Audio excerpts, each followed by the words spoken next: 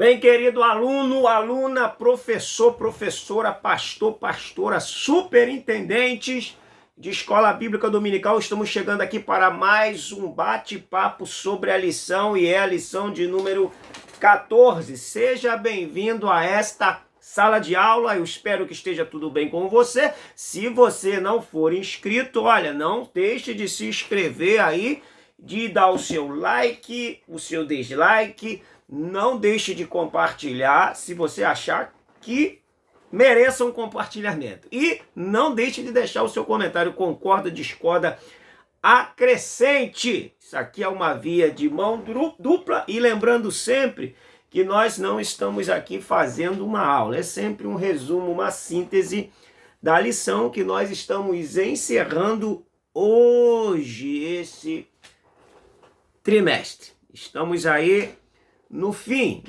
no encerramento deste trimestre. Vamos lá. O verdadeiro discípulo e sua saúde emocional.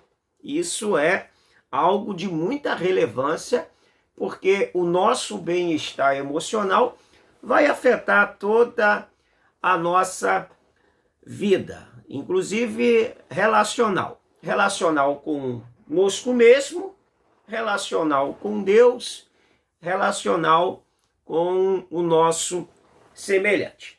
Vamos lá. O texto áureo se encontra na terceira epístola de João 2, que diz assim: amado, desejo que te vá bem em todas as coisas e que tenhas saúde, assim como vai bem a tua alma. Verdade aplicada, cabe ao cristão observar os princípios bíblicos sobre o cuidado pessoal de todas as áreas da vida, visando uma melhor qualidade de vida. Isso é importante, esse valor da saúde emocional. Os objetivos dessa lição é ensinar que todos devem cuidar da saúde emocional, apontar os cuidados com a saúde emocional, e mostrar o que a Bíblia diz sobre a saúde emocional, tá? Muito cuidado aí com o ativismo, porque o ativismo ele é a ação pela ação, tu não chega em lugar nenhum, não gera nenhum resultado produtivo e que pode também desembocar aí numa síndrome aí de Burnout. Vamos lá. O texto de referência está em Filipenses, eu vou sempre olhando a hora aqui, Filipenses capítulo 4, versos 6, 7, 8 e 9, nós não vamos ler como é de costume, você já sabe que a gente não lê, para nós resumirmos o nosso tempo de aula, tá? Vamos lá. A introdução diz que no mundo de hoje, com suas complexidades e desafios, enfrentamos um alto nível de pressão e estresse. Sendo assim, é imprescindível aprender a equilibrar as suas responsabilidades com autocuidado e suporte emocional. Então, muito importante a gente saber equilibrar para a gente poder ter o emocional saudável, tá bom? O discípulo de Cristo e a síndrome de Burnout. Bem, essa síndrome, a síndrome de Burnout, ela foi criada por um psicólogo alemão do século XX, ele veio a falecer em 99, Herbert Freudenberg. Foi ele que, por trabalhar excessivamente, ele veio a começar a pesquisar, a analisar o seu próprio ato de trabalhar 12 horas por dia e depois ainda continuar fazendo mais horas extras fora do seu serviço.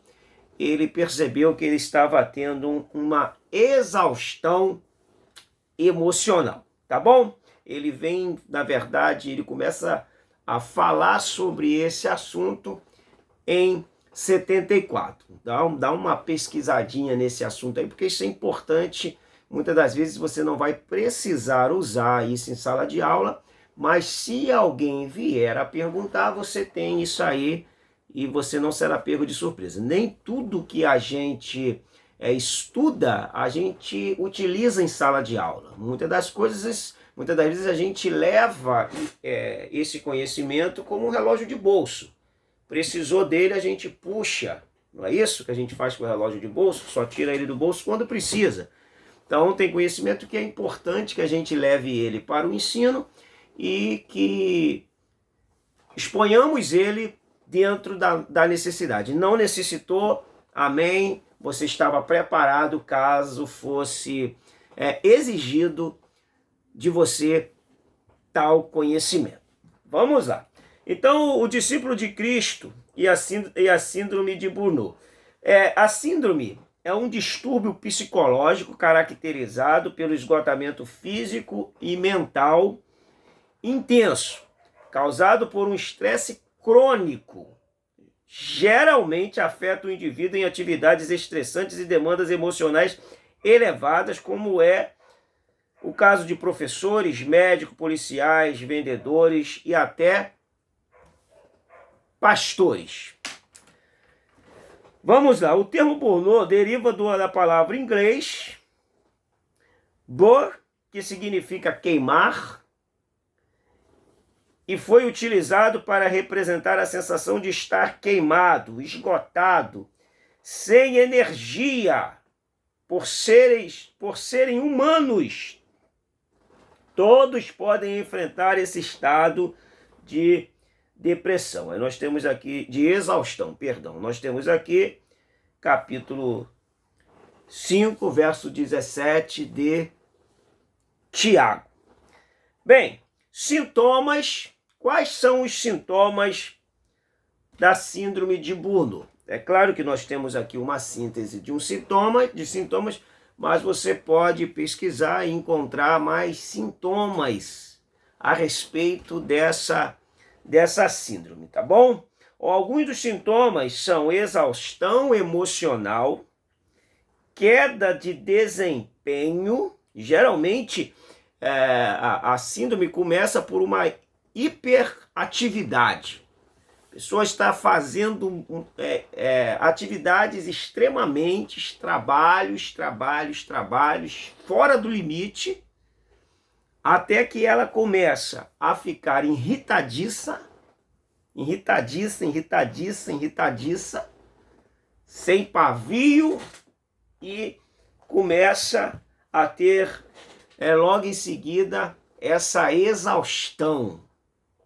E ela vai acabar muitas das vezes se enclausurando, por ela estar queimando demais as suas forças emocionais, ela vai acabar se isolando. Então é importante a gente compreender que a queda do desempenho, ou seja, ela vai ter uma queda, ela começa com uma hiperatividade, queda do desempenho nas atividades que ela fazia demais, além de falta de prazer em realizá-las, ou seja, ela vai acabar se omitindo dessas coisas. Pode causar distúrbio no sono, dores de cabeça, problemas gastrointestinais, alterações de humor, irritabilidade, entre outros.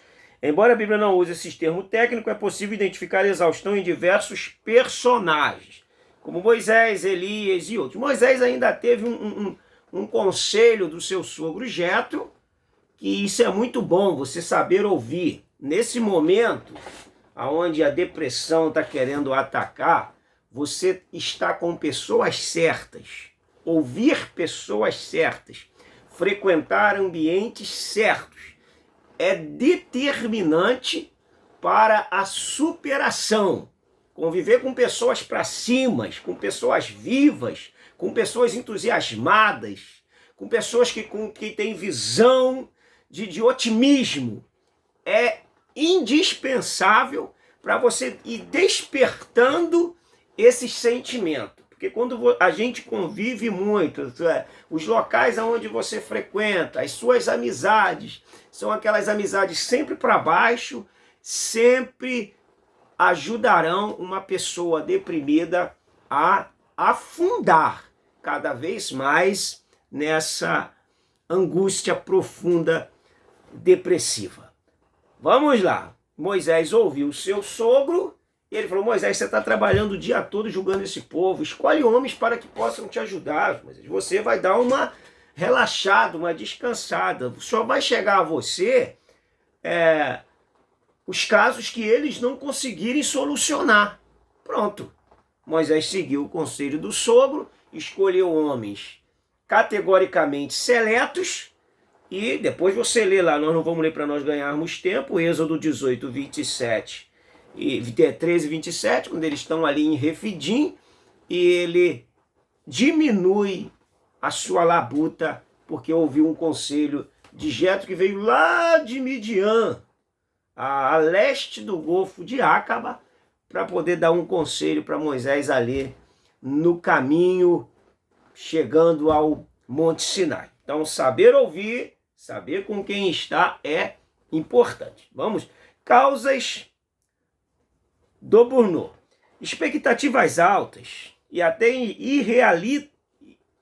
irrealistas do desempenho profissional pode afligir o trabalho, pode afligir o trabalho nas mais diferentes áreas, além de muito esforço despendido e pouco resultado. Então, o temor e a insegurança em delegar responsabilidade também colaboram com o esgotamento, como aconteceu com Moisés. Então, a insegurança em delegar faz você trabalhar demais. Então, se você pode fazer com 10, por que fazer com 1? Por que fazer com 5? Faça com 10. Alivie a sua carga, alivie o seu fardo. Coloque 10 pessoas competentes para fazer aquilo que você, de repente, está fazendo 10 coisas. Pega pessoas competentes, colocam ali e automaticamente elas irão aliviar o seu fardo. E o andamento, a funcionalidade será a mesma, porque você escolheu pessoas habilitadas, capacitadas, que estarão ali oficializando e lhe ajudando a carregar esse fardo. Então, muitas das vezes, a falta de dar autonomia a alguém, a confiar a alguém, repartir o cargo, às vezes falta da nossa parte, falta da parte da liderança, que depois reclama que o seu fardo está muito pesado.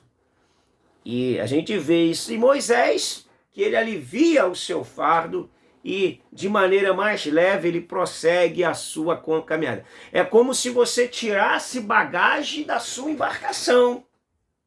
É como se você aliviasse a sua embarcação delegando pessoas capacitadas para exercício dessa função. Alivia a sua embarcação aí, tá pesada? Tá começando a te trazer transtornos? Alivia ela. Procura alguém que possa lhe auxiliar, lhe ajudar, mas procure alguém competente. Alguém que vai fazer da mesma forma que você e quem sabe até melhor. Se melhor, não fique chateado, porque a rédea está nas suas mãos e toda a honra daquilo que está sendo feito com qualidade chegará para você. Isso aí é sempre o normal quando alguém delega funções para outras pessoas. Tá bom? Vamos lá. Ser líder é influenciar seus liderados. Ser líder é influenciar os seus liderados, não é ser Deus.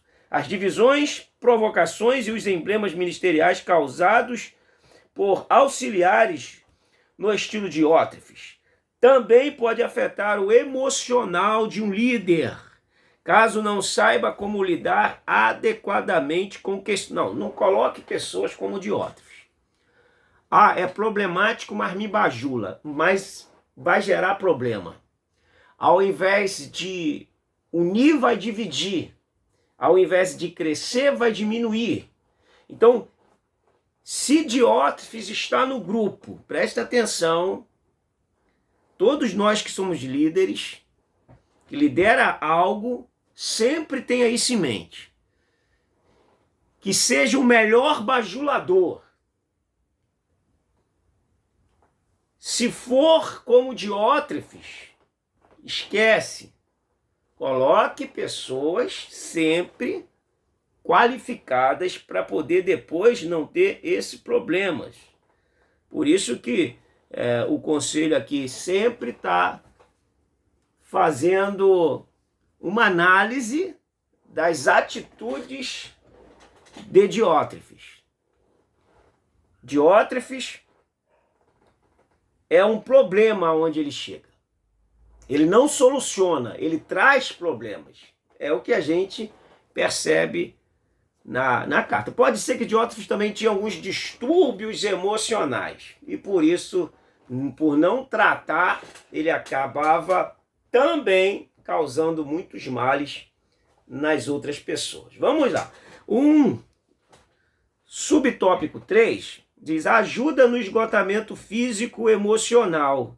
O esgotamento não se desenvolve da noite para o dia. Ele acontece após longo período de desgaste físico, exaustão emocional e envolvimento com uma pessoa e suas situações desafiadoras. Fugir não é a opção. Encara de frente, porque isso é importante. Respeite seus limites. Respeite seus limites. Até onde você pode chegar. Respeite seus limites. Tenha folga e férias em suas atividades. Aos primeiros sinais de alerta é preciso procurar ajuda. Tenha conselheiros e dedique tempo em oração. A oração, além de gerar comunhão com Deus, intimidade com Deus, ela é terapêutica. Então, seja sincero na sua oração a Deus. Sempre quando você estiver em oração, lá no seu secreto, rasgue-se diante do Senhor. Isso vai gerar cura, isso vai gerar comunhão, isso vai gerar intimidade, isso vai gerar restauração. Então não abra mão da oração. É indispensável você manter a sua vida de oração. Ah, mas não está com vontade de orar. Vai orar, porque o Espírito Santo vai te ajudar. Sempre deve ser essa a nossa linha de pensamento. Tá bom? Nem sempre nós estamos com vontade de orar, mas a gente precisa dobrar os nossos joelhos e vamos falar com Deus. Tá bom? Vamos lá. O 12 diz: o discípulo de Cristo é a depressão. O termo depressão tem origem no latim depressio, que significa fundamento ou rebaixamento. Significa literalmente o afundamento da energia e do prazer. A Bíblia nos relata diversos personagens do Antigo e do Novo que passaram por difíceis momentos de abatimento e dor. João fala de Gaio sobre a importância João fala a Gaio sobre a importância da saúde emocional. O que acontece? Se você não tratar da sua emoção, automaticamente isso pode gerar em você, em mim, em nós, doenças psicossomáticas, que são doenças que agridem o corpo por causa de uma doença da alma. Psique é alma, sentimentos. Soma é corpo. Então a gente fala de psicossomático, são doenças da alma que está agredindo o corpo. E muitas das vezes, se orar para a doença do corpo sair, se orar para a doença do corpo ser curada, se não tratar a alma, não tem como curar o corpo, porque o corpo está sofrendo um reflexo de uma doença na alma. Por isso que esses pontos eles são extremamente importantes para a gente poder alinhar e entender que muitas das vezes o que está gerando aquela doença é justamente uma doença emocional. Então, primeiro a gente trata o mal pela raiz. Aonde está a raiz? Na emoção. Muitas das vezes falta de perdão, raiz de amargura, rancor, e tantos outros males que estão secando os nossos ossos por dentro, que não conseguimos alcançar a cura daquilo que afeta o nosso corpo.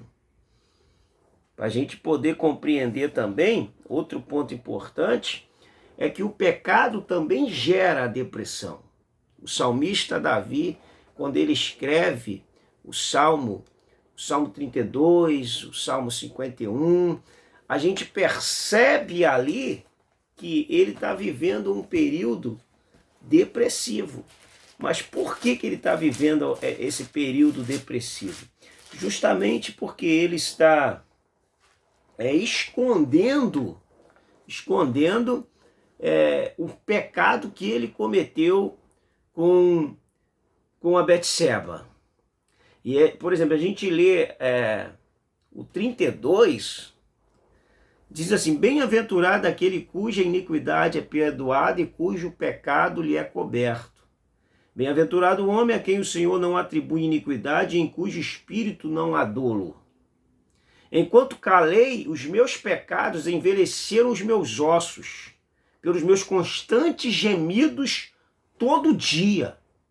Ele está dizendo que porque a tua mão pesava dia e noite sobre mim e o meu vigor se tornou em sequidão de estio. Ele está dizendo, na verdade, que ele viveu um período angustiado, depressivo, porque ele, no sultão do seu coração, ele guardou o pecado cometido com Betseba e o assassinato do seu marido.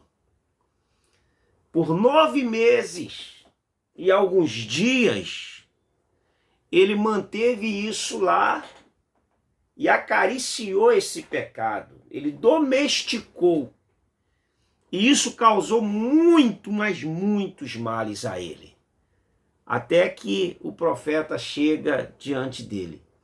Então, para a gente entender, e isso precisa ser ensinado, que pecado escondido também é fonte de depressão.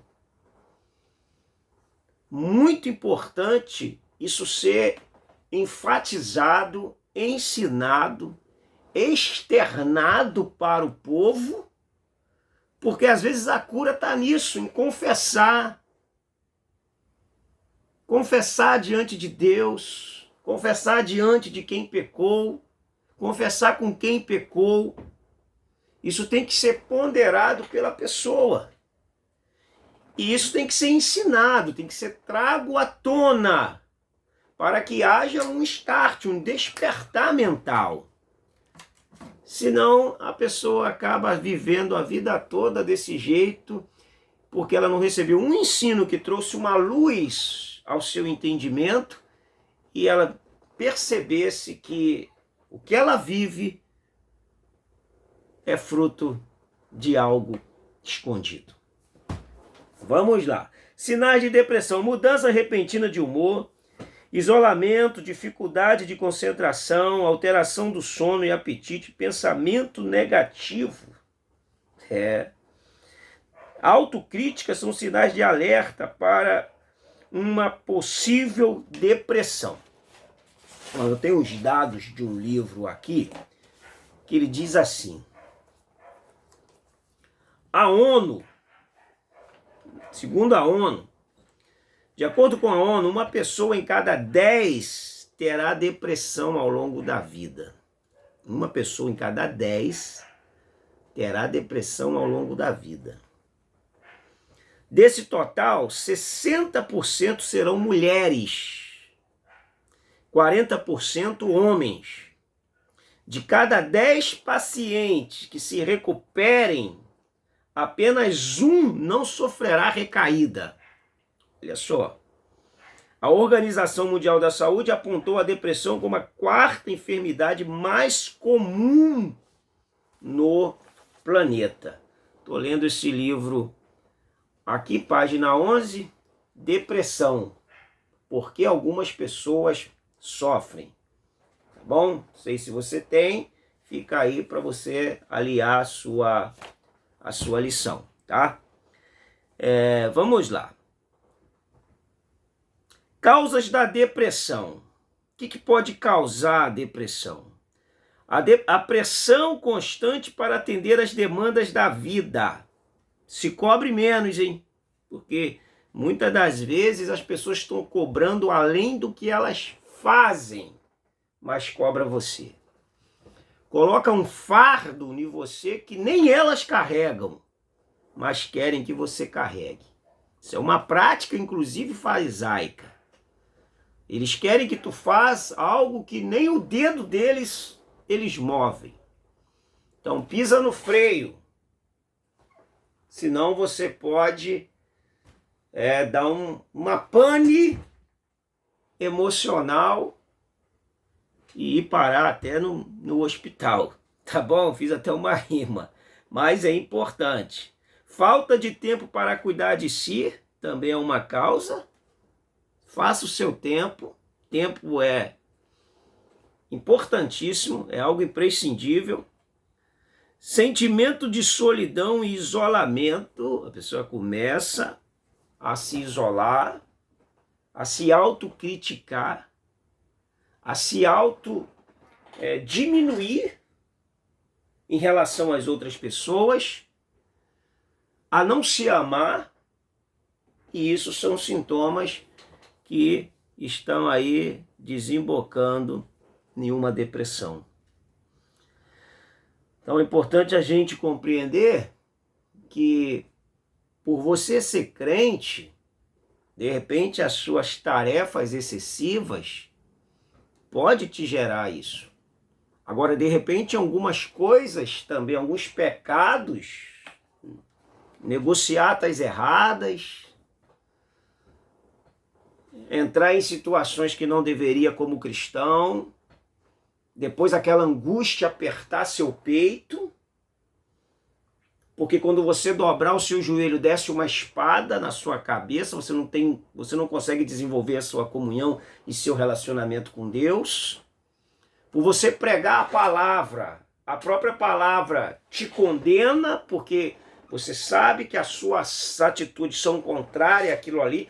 Então a postura, vou usar uma palavra bem comum, o não ter rabo preso, ser livre, leve para expor a palavra com intrepidez e com ousadia, é importante para você depois não ficar se autocondenando porque você está falando uma coisa e vivendo outra. Isso também pode causar sintomas depressivos na sua vida. Tratar com a palavra e tratar com Deus é algo seríssimo, que requer temor, tremor, santidade e reverência diante de Deus e da palavra de Deus e do Deus da palavra. Tá bom? O 2:3 diz, compartilhando as angústias. Bom, compartilhando as angústias, o problema de Elias não foi sentir-se deprimido, porque ele era humano e suscetível ao adoecimento físico e emocional. Seu erro foi se isolar quando devia pedir ajuda. Isso aí, o problema é não ter a humildade de pedir ajuda. Às vezes, a posição do ofício faz as pessoas acreditarem que ela não precisa pedir ajuda.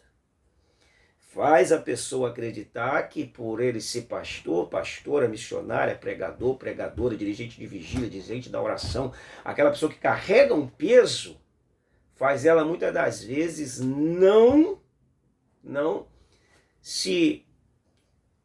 gritar por socorro, porque ela vai imaginar que vão falar por ela ou por ele ocupar um cargo de destaque. Por maior que seja o seu cargo de destaque, não perca a sua humanidade. Seja humano. Viva o seu cargo, exerça ele de maneira humana, de maneira simples, sem ficar defendendo para si um endeusamento, sem permitir que o cargo te possua e você passa a andar de nariz em pé, achando que as pessoas estão abaixo de você e passa a olhar as pessoas por cima Então sempre mantenha a humildade e diga para eles que você não é diferente deles. Você come arroz e feijão. Você usa vaso sanitário e papel higiênico. Você sente dor de dente, dor na cabeça, dor no pé. Mostre para eles que você, apesar de ter um ofício, um chamado, você é humano. Porque quando você vende que você é um Deus, depois você não consegue destravar para poder falar que você está passando por isso e precisa de oração. Então lembre-se, você é humano e você é mortal. Tá bom? Ia contar uma história aqui sobre o mortal, mas o tempo não nos dá. Quem sabe eu faço um vídeo aí, para o vídeo aqui não ficar longo, a aula não ficar longa, eu faço um vídeo depois falando sobre lembra que tu és mortal. Vamos lá. Causa da depressão, então compartilhando as angústias. Você compartilhar as suas angústias, comentar, conversar com alguém que você sabe que vai te ajudar, isso é importante. Bons relacionamentos vai gerar pessoas saudáveis. Então procure bons relacionamentos, alguém que vai te ajudar, alguém que te aproxime de Deus, que te aproxime da palavra, alguém que vai te demonstrar amor, que vai te demonstrar carinho. Não procure alguém que vai te condenar, que vai apontar teu erro, que vai falar, eu já sabia, é isso e isso. Porque você, nesse momento, você não está esperando isso. Eu sabia que ia acontecer isso. Eu já sabia que você ia entrar nessa furada. Esse momento, não é isso que a pessoa quer ouvir. Porque disso ela já sabe. Então, procurar a pessoa certa é importante porque você precisa de procurar alguém que não vá apontar o seu erro que você já sabe. Ninguém melhor do que você, inclusive. Então, escolher pessoas certas, que vai pensar até que você está nisso por causa disso, mas não vai te falar, vai te dar uma palavra para te ajudar a te levantar, isso é importante. Porque muitas das vezes, você chega para alguém para falar uma situação, eu já sabia disso. É claro que isso aí ia acontecer isso. Só que não é isso que você quer ouvir. Você já sabe disso, você está querendo uma solução para a encrenca, para a enrascada que você se meteu. Então, procurar pessoas maduras, procurar pessoas conselheiras, porque para aconselhar não é qualquer um. Porque você é pastor, você pode aconselhar, nem sempre. Porque você é a irmã do círculo de oração, você pode aconselhar, nem sempre. Tem muitas delas e deles precisando de conselhos. Não é porque você dirige a oração, a vigília, você lidera o louvor, que você pode aconselhar, nem sempre. A maturidade, a vivência, a experiência, o equilíbrio emocional é que faz de você um bom conselheiro. Então procura a pessoa certa para você, ao invés de desinflamar o problema, tomar um remédio anti-inflamatório, você não receba um alimento que inflame mais o seu problema, tá bom? Vamos lá, o discípulo de Cristo e a ansiedade.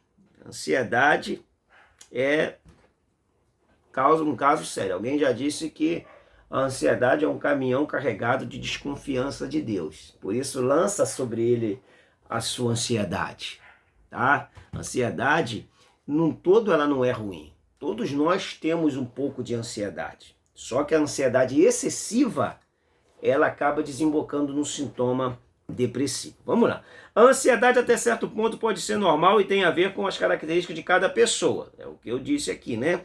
Mas se ela for excessiva e gerar uma preocupação, uma angústia, pode se tornar patológica. Algo aí de precisar de um médico, de um especialista na área. Então, o que disse Pedro? Pedro disse em 1 Pedro 5,7, lançando sobre ele toda a vossa ansiedade, porque ele tem cuidado de vós. Lança, entrega a ele. Joga para Jesus a sua ansiedade. Como que eu faço isso? Em oração, de joelho, de pé, lavando a louça, lavando a roupa, andando na rua. Senhor, me bateu uma ansiedade aqui, Senhor. Eu quero jogar essa ansiedade para ti, eu quero lançar para ti. Toma essa ansiedade nas tuas mãos. Ela já está começando a me fazer mal. Eu sei que o Senhor está controlando e está cuidando de tudo. Então são coisas que, bem dita, bem ensinada, de maneira didática, na sala de aula, tem uma repercussão positiva em comum. Vamos lá, sintomas da ansiedade. Sintomas da ansiedade. Não sei nem se eu trouxe minha água. Cadê minha água? Está aqui. Toma água, aí uma pausa para água, toma água. Não esqueça aí, ó, de estar fazendo as suas anotações. Deu sede mesmo. Como diz um amigo meu, a palavra é doce como mel, por isso ela dá sede. Vamos lá. Sintomas de ansiedade. A ansiedade é uma resposta natural ao corpo, o perigo de uma forma de proteção biológica contra as ameaças. No entanto, a ansiedade é um desafio ou problema quando se torna crônica ou leva a transtornos emocionais, provocando inclusive a perda da saúde física. Os principais sintomas da ansiedade são sensação de perigo iminente, pânico ou desgraça, aumento da frequência cardíaca, respiração rápida, hiperventilação, sudorese, tremedeira, fraqueza ou cansaço, dificuldade de concentração, insônia, problemas gastrointestinais, dificuldade em controlar a preocupação. Isso são sintomas de ansiedade. Um sintoma muito grave da ansiedade é agir fora do tempo de Deus e de sua autorização. É o caso aqui de Abraão e Sara. Tinham um filho da promessa, prometido, e eles resolveram então dar uma ajudinha a Deus. Como Deus não precisa de ajuda, a tentativa de ajudar a Deus funcionou, todavia eles acarretaram um problema intenso para a sua família. A ansiedade atrapalhou. Não a Deus agir, mas o relacionamento deles. Porque Deus nada atrapalha a Deus agir, porque ninguém pega Deus de surpresa. Mas o plantio vai gerar uma colheita, e lembrando que a colheita é sempre maior do que o plantio. Vamos lá. Causas da ansiedade. Preocupação excessiva com o futuro. Aí é importante a gente ler esse Mateus 25, 6, 25, 34, que vai falar a respeito de que as aves do céu se alimentam, os lírios se vestem, Deus cuida de cada um, e Deus está preparando a roupa, o sapato, a comida para nós. E o 33 vai dizer: buscai, pois, em primeiro lugar o reino de Deus e a sua justiça, e todas estas coisas vos serão acrescentadas. Que estas coisas? Comida, bebida, veste. Nós somos mais importantes. Jesus vai falar: porventura vocês não são mais importantes do que os lírios do campo? Vocês não são mais importantes do que as aves do céu? O Pai sabe de tudo que você precisa. E o 34 é justamente o ponto que vai dizer para que você mantenha o equilíbrio. Porque basta cada dia o seu mal. Basta cada dia o seu mal. Não pressumeis pelos dias de amanhã. Vamos ler o texto 6:34 de Mateus. Esse texto ele é muito importante. Ele acaba também sendo um pouco mal interpretado. O 34, portanto, não vos inquieteis com o dia de amanhã, pois o amanhã trará os seus cuidados. Basta cada dia o seu próprio mal. O que Jesus está querendo dizer? Você já tem o mal de hoje, viva ele e vença. Não antecipe o mal de amanhã para hoje. Não vos inquieteis com o dia de amanhã, pois amanhã trará os seus cuidados. Se lá chegarmos, basta cada dia o seu próprio mal. Todo dia tem o seu mal, todo dia tem o seu momento difícil. Encare-os hoje, vence-os hoje.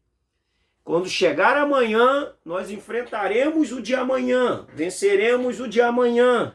Mas não antecipe o de amanhã para hoje, é isso que Jesus está falando. Porque senão a gente fica com dois males, o de hoje e o de amanhã, que nós já antecipamos. Quando chegar o amanhã, porque o amanhã é o hoje que tanto esperávamos ontem, quando chegar o amanhã, nós vamos de novo antecipar o amanhã para hoje. E vamos ficar com o mal de hoje e com o mal de amanhã. Então ele diz, não vos inquieteis com o dia de amanhã. Tem preocupação para amanhã? Viva hoje. Amanhã Deus proverá.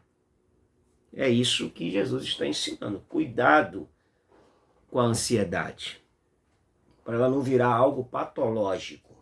E para a gente fechar esse trimestre, com a ajuda de Deus, práticas de autocuidado. João deseja a Gaio que seja um obreiro saudável, de corpo e alma, revelando que não somos apenas espírito, mas somos um ser integral que precisa de cuidado integrais.